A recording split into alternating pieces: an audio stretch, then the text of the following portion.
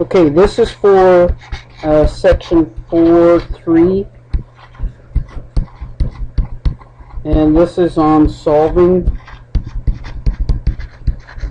quadratic equations.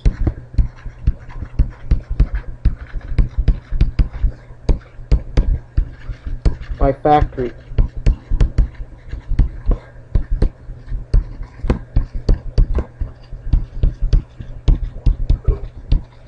Okay, first I'm going to go back and review all the steps in factoring because it's been a while since you've had to use these, especially since most of you had geometry for a year in between. So let's go back and review the steps in factoring. And the steps in factoring apply to what we just got done doing in trig class 2. So you'll use this factoring over and over again in upper level math. The very first thing you look for when you factor something is you look for, I always say look for what's in common, but the technical term is to look for common monomials. And a monomial can be a number in common, or a variable, or an indicator product. So if you hear me say look for what's in common, that also involves looking for the greatest common factor, and the greatest common monomial. Okay, so you might have something like this. If I said factor 2x squared minus 50, what is the greatest common factor between 2 and 50? 2. You can take out a 2 and then factor what's left. You figure whatever I multiply this by, I need to get the 2x squared, and 2 times 25 would give you the 50. Okay, you cannot, when you factor, you cannot leave anything in common inside the parentheses. There can't be any x's in common. There can't be any numbers in common. You have to factor completely. Okay. Another example is if I had 2x squared minus 28x plus 98. A lot of people try to go to 2 sets of parentheses there, and you don't do that. The first thing you do is look for what's in common in all 3 of them. There's a 2 in 1 set of parentheses, and then you factor. This would be an x squared, 2 times 14x, 2 times 49. Okay, you break that down. So you look for what's in common. The answer would be the whole thing, except we're going to take it another step down the road here. So another example, and I'll come back to it. Say I had you factor x cubed minus 16x. What's in common? There's an x, 1x, and take out, and basically what you're doing there is you're looking for the smallest exponent that's in common in both of them. Take that out, and then you'd have, when you multiply these, when you multiply monomials, what do you do with the exponents? You add them. So this has to be an x squared minus 16, right? Okay, and that's not factored completely either, but that's the first step. X squared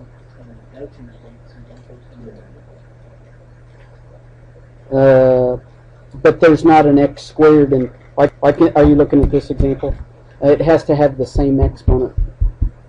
Like it would have to be an x squared in all 3 of them, or an x in all 3 of them.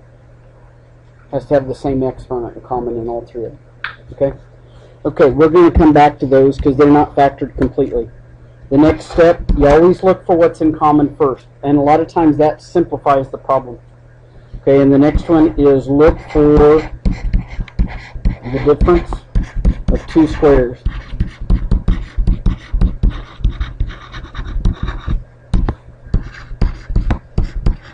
Okay, look for the difference of 2 squares. Okay, and this satisfies the pattern.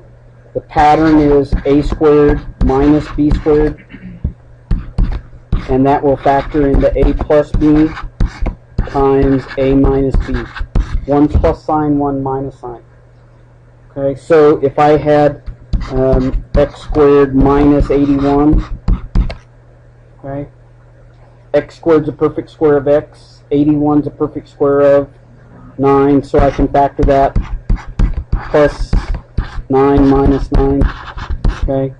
It does not matter the order. I mean, I could write x minus 9, that quantity, times x plus 9, 1 plus sign, 1 minus sign. So if you go back up here, okay, we're not done with that problem. So you got to go another step. Yep, 1 plus 5 minus 5. Okay. We're not done with this one either. Okay. There's an x in common. And what? X minus 4, x plus 4. Okay, so now those are factored completely. That one's coming up. It's not a difference of 2 squares because there's 3 terms. Okay. Let's do another one. Let's say I did 25x squared minus 121.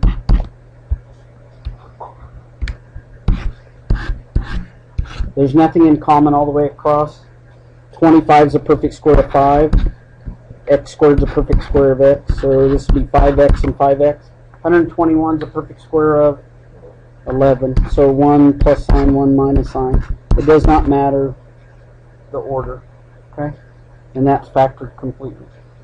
Okay, so you always look for what's in common. Difference of 2 squares. Third step. Look for trinomial squares.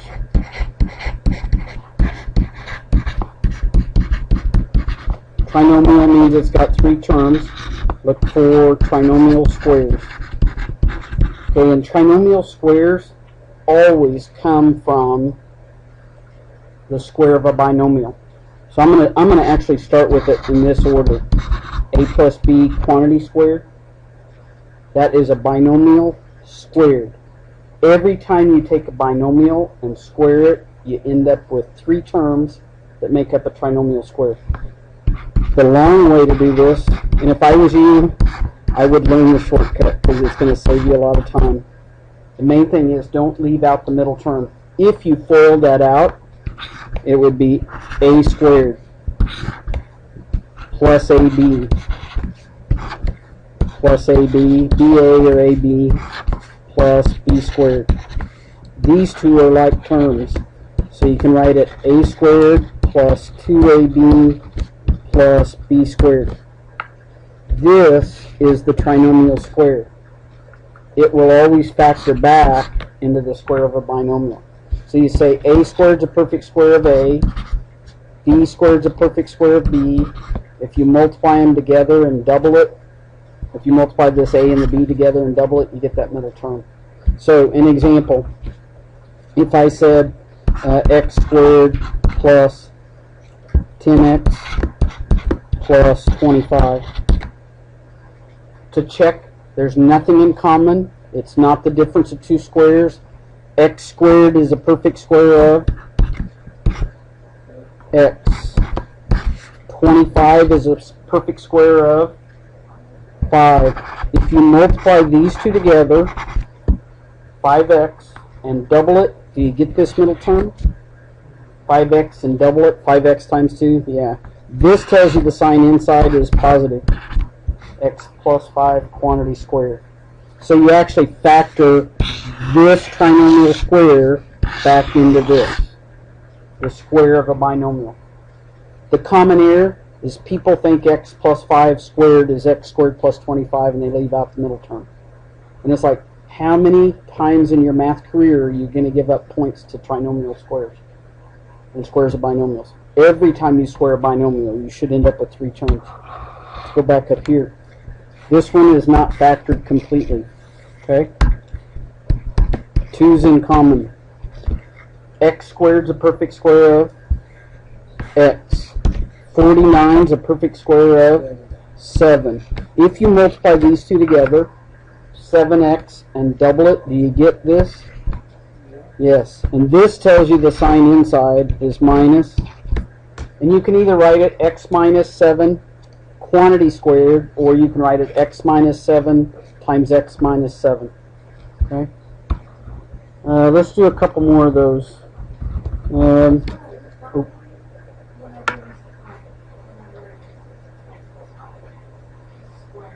Mm-hmm. It comes from this. If I let me show you if I did it the long way and foiled it, let me show you where it comes from. Because you're going to do x squared plus 5x plus 5x be plus 10x. Okay? Okay, so this is one pattern to go from this to this. And what controls the sign is this. If that's a plus, this is a plus. Okay, here's the other pattern. A minus B quantity squared. If I wrote that out the long way,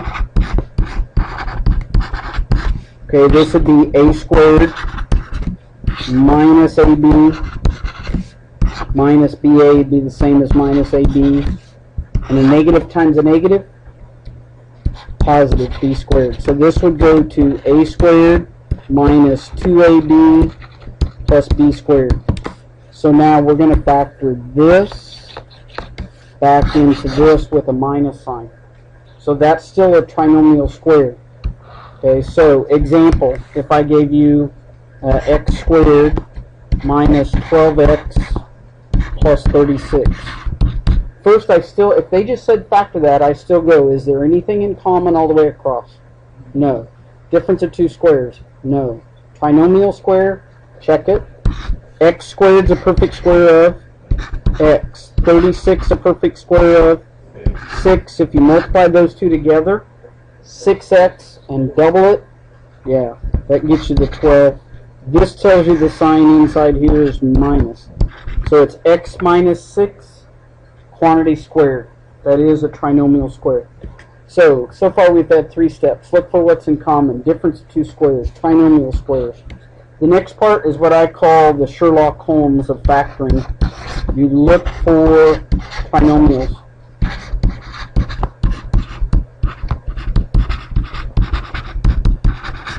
So you might get something like this. X squared plus 10x plus 24. Okay, there's nothing in common, not the difference of two squares, not a trinomial square, because 24 is not a perfect square. Okay, what I do first on this, and you're going to go 2 sets of parentheses, what I do first is I look at this sign. When I multiply these last two things together, it has to be a positive 24. So that's either a positive times a positive, or a negative times a negative. So if this sign is a positive, it tells you the signs. So you look for the Sherlock Holmes, you look for all the clues. The signs are alike. They have to be both positive or both negative. This sign tells you what they both are. Okay? They're both positive. Then you need two numbers when you do these last two things. When you do that and multiply those together, they have to multiply together to give you 24. So they multiply together to give you 24. If this is a plus sign, you say they add together to give you 10. So you go through all the possibilities. Yeah, 6 and 4. So x plus 6 and x plus 4. And you can FOIL that, do the first outer, inner, last. Okay, but what you really need to do is just check. That's a positive 6x. That's a positive 4x. Yeah, that checks to the middle term. Okay. Okay.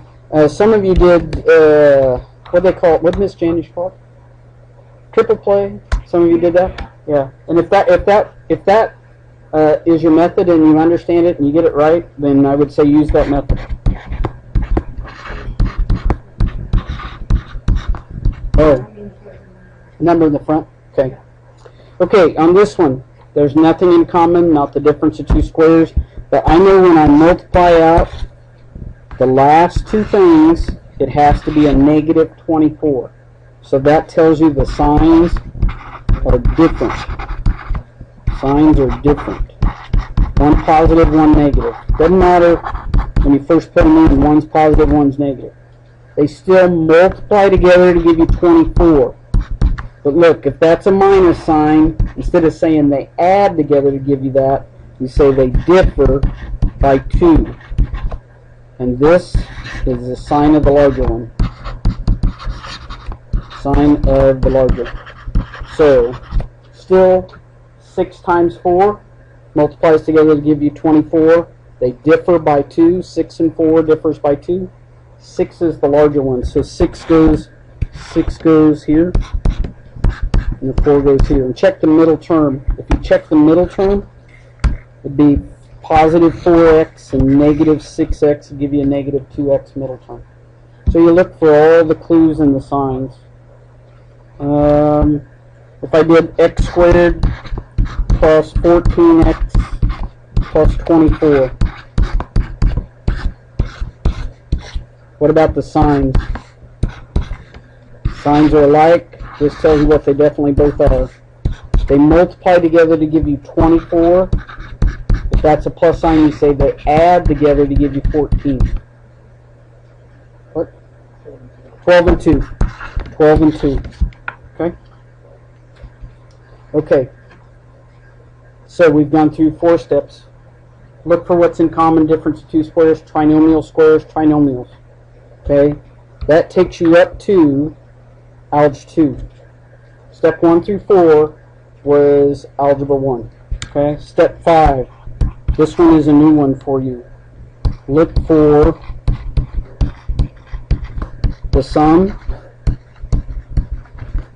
or difference of 2 cubes.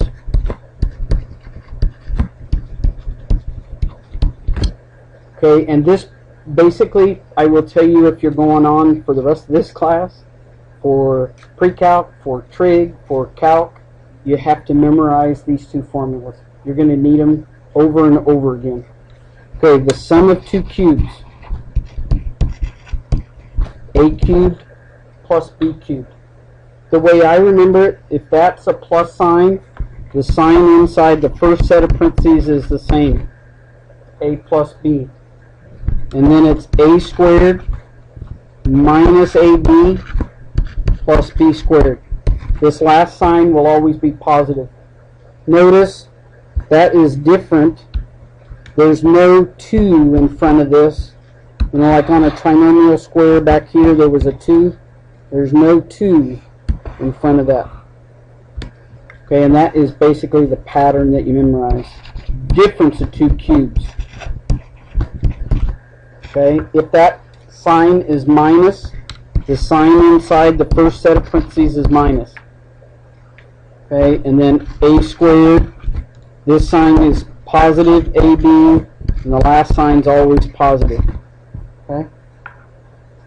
Okay, now let me explain what sum and difference, what it looks like. An example is 8x cubed plus 125. When you factor a problem like that, don't factor it in that state. Figure out what's the A and what's the B. Then you fill into that pattern. So you look at that problem and say 8 is a cube of what number? 2. So that is 2x, x to the first, and then cube it.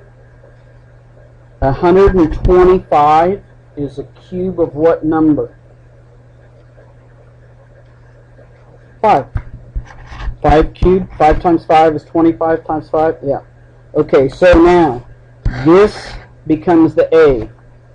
This becomes the B, and you fill into that pattern.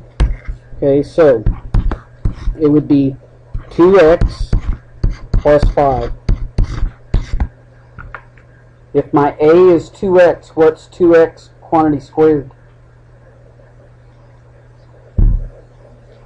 2x squared. If my A is 2x, what's that squared? 4x squared. Okay, so that's the A squared. The AB is multiply this times this. 10x. And then the B squared is just 5 squared. 25. And that's as far as you can go. Okay? But this is the critical part. Figure out what's the A, what's the B, and then put in.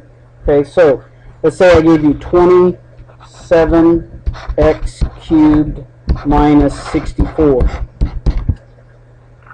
There's nothing in common, not the difference of two squares, not a trinomial, not a trinomial square. Now it's a cube. 27 is a cube of what number?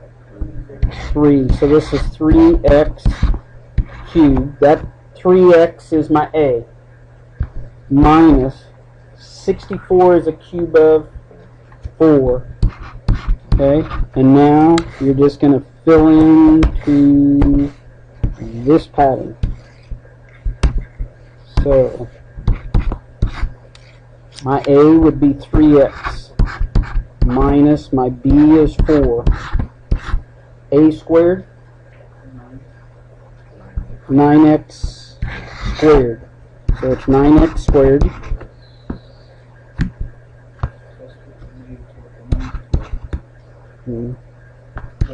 plus 12x, right?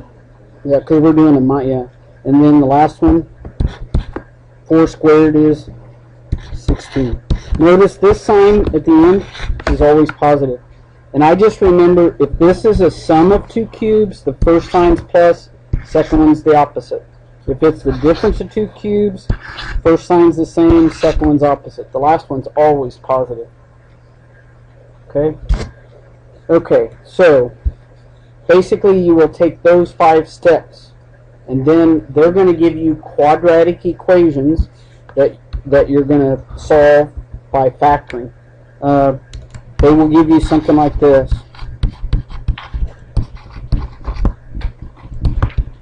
You actually solved quadratic equations in Algebra 1. They just didn't tell you that they were quadratic.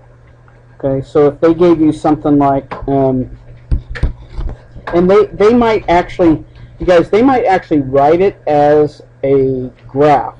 If they wrote it as a graph like this,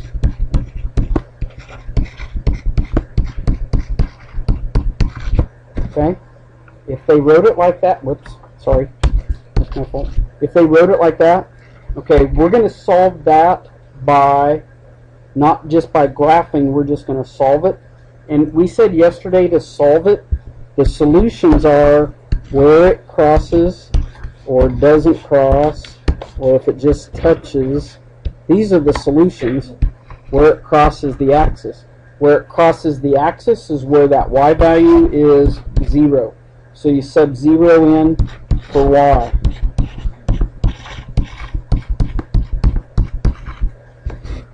Okay. What's in common all the way across? 2. You factor out a 2.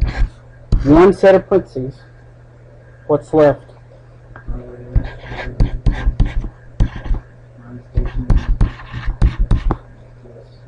Plus 6. Okay, now this is where your triple play can come in. I don't do triple play. I do mine a little bit differently. I know I need 2 numbers that multiply together to give me 5. So I do 5 and 1.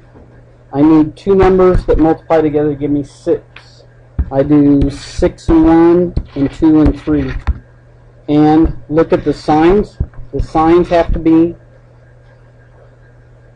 to multiply together to give you positive 6, they got to be alike, right? This tells you they're definitely both negative. Okay, so they multiply together to give you 6. So when I do this, I look at the possibilities that if I multiply these, like I go 5 times 6 would be 30, that'd be 31, add them together, that's too big. Okay, if I do 5 and multiply those, it'd be 6, that's 11, that doesn't work either.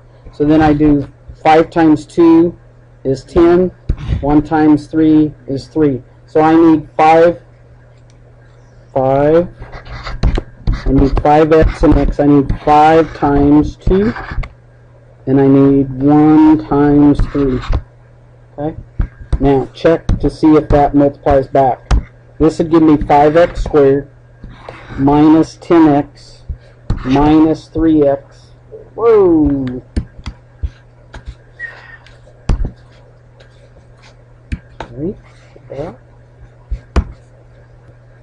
Okay, so you follow what I did over here? I go through all the possibilities. For the 5, I go the 5 and 1. That's all the possibilities for multiplying together to give you 5. I go all the possibilities, which you guys do that on triple play if you did triple play. Okay? Okay, so once you get it factored completely, okay, now you can do the 2 a couple of ways. You can either divide by 2 on both sides, or you can say for those 3 things to multiply together to equal 0, one of them has to be 0. So set 2 equal to 0. That's false. Did I restart that? Yep. Okay. Reject. Okay. So reject that. Okay. Set 5x minus 3 equals 0. Add 3. 5x equals 3, divide by 5. So x would be 5/3. And that would be a solution. Oh, sorry, 3/5. X minus 2 would equal 0. Add 2. So this parabola is going to cross the x-axis in 2 places. Okay? Okay, this one, you can either divide by 2 or set 0 equal to 2. Okay? Okay, go back on your assignment for a minute. Class, go back.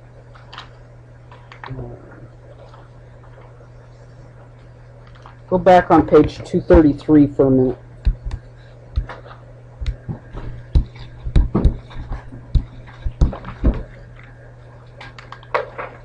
I think we did number 14. Okay, if they had not given you the graph on number 14 and said just solve it, okay, it says x squared plus 4x equals 0. What's in common? X. Factor out an x, you'd have an x plus 4 left. Set both those equal to 0. And I think if you go back and look at your answers, there were 2 answers on the graph where it crossed the x-axis at x equals 0 and x equals -4. Okay? On 15 was no solution, and if you tried to factor that, it's not possible. Okay? Look at, I want to do another one. Look at number, like another one would be like number, go all the way back up to number 3. Like negative x squared minus 8x minus 16 equals 0. Most of you are not used to factoring with a negative sign there. So I could either take everything over to the right side, or that's the same as multiply by -1 on both sides. If I multiplied by -1 on both sides, okay, and now factor that. Anything in common? No. Difference of 2 squares? No. Is it a trinomial square? X squared is a perfect square of x. 16 is a perfect square of 4.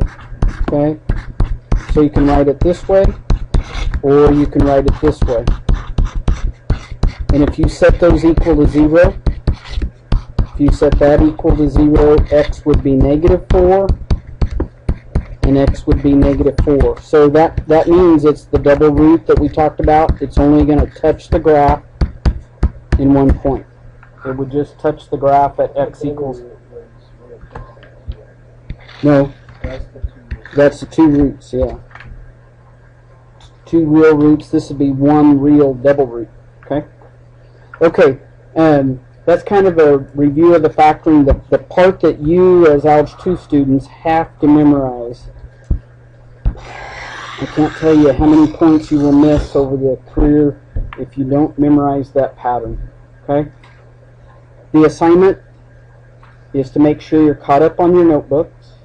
Some of you have the matrices test to take. There's about 4 of you that still need to finish that. If you are done, the one thing I ask is that you be nice to your fellow students and keep it quiet, because some of them are under a little bit of pressure to get their test done. Okay? There's no math homework except to make sure you're caught up on your notebook.